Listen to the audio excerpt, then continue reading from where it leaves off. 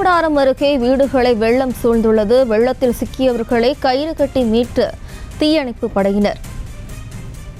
வெள்ளத்தில் சிக்கி தவித்த 7 குடும்பங்களைச் சேர்ந்தவர்களை தீயணைப்பு பிரிவினர் பத்திரமாக மீட்டுள்ளனர்.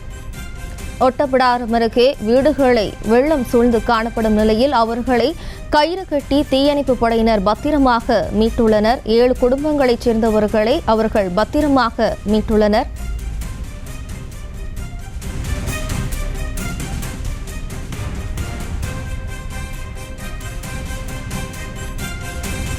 வெள்ளத்தில் சிக்கி தவித்த 7 குடும்பங்களைச் சேர்ந்தவர்களை தீயணைப்பு படையினர் பத்திரமாக மீட்டனர். ஒட்டப்பிடாரம் அருகே வீடுகளை வெள்ளம் சூழ்ந்துள்ள நிலையில் அங்கிருந்த 7 குடும்பங்களை தீயணைப்பு படையினர் பத்திரமாக மீட்டனர். இது தொடர்பான விவரங்களை தருவதற்காக நமது செய்தியாளர் ராஜா இணைகிறார். வணக்கம் ராஜா, விவரம். வணக்கம் ஜெயஸ்ரீ.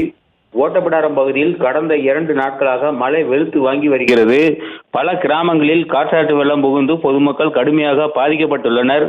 இந்நிலையில் வாலசமுத்திரம் ஊராட்சிக்கு உட்பட்ட ஓடைப்பட்டியில் 7 குடும்பங்கள் வசித்து வருகின்றனர். தொடர்ந்து பெய்த கனமழையின் காரணமாக அந்த குடியிருப்புகளை மழைநீர் சூழ்ந்துள்ளது. அந்த 7 குடும்பங்களைச் சேர்ந்த பொதுமக்கள் வெளிவர முடியாத சூழ்நிலையில் பரிதவித்து வந்தனர். இது குறித்து தீயணைப்புத்துறையினருக்கு தகவல் தெரிவிக்கப்பட்டு அவர்களை மீட்கும் பணியில் தீயணைப்புத்துறையினர் ஈடுபட்டனர்.